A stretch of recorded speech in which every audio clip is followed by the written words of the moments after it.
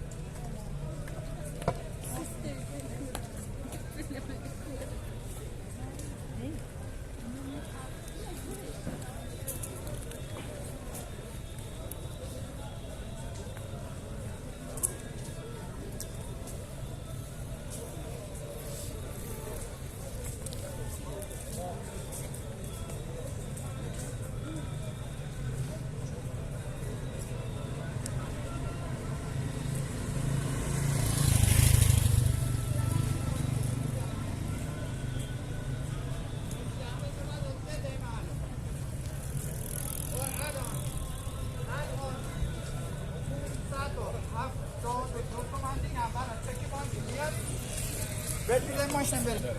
کارت سوخته چی ندارم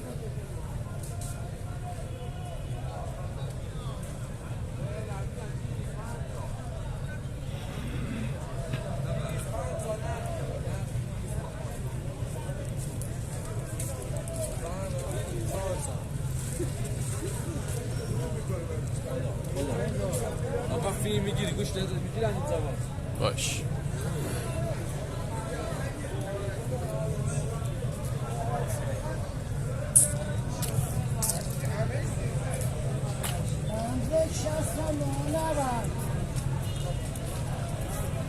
یشی مشکله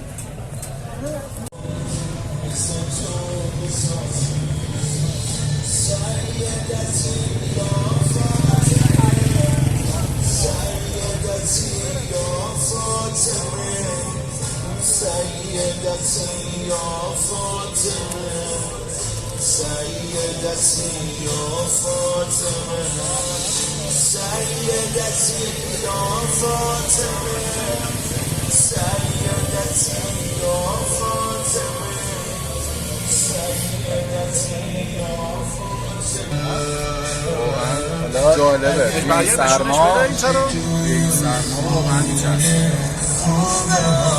اتفاق خیلی باحالی که هر از گاهی تو ایران میفته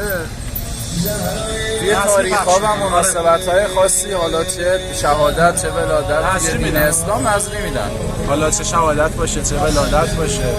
خیلی اعتقاد جالبی الان میرسیم به سوریه چای میچسبه به نظرم توی تاریخ و مناسبت توی دین اسلام امروز شهادت حضرت فاطمه است که اینجا یه مکانی راه اندازی کردن که نظری میدن واقعا لذت بخشه مردم از جیب خودشون هزینه ها رو میکنن هزینه میکنن این نظری ها رو میدن اعتقاد دارن دیگه ولی چیز باحالی میتونه باشه تا مثلا نشونش بده قشنگ جای کبوده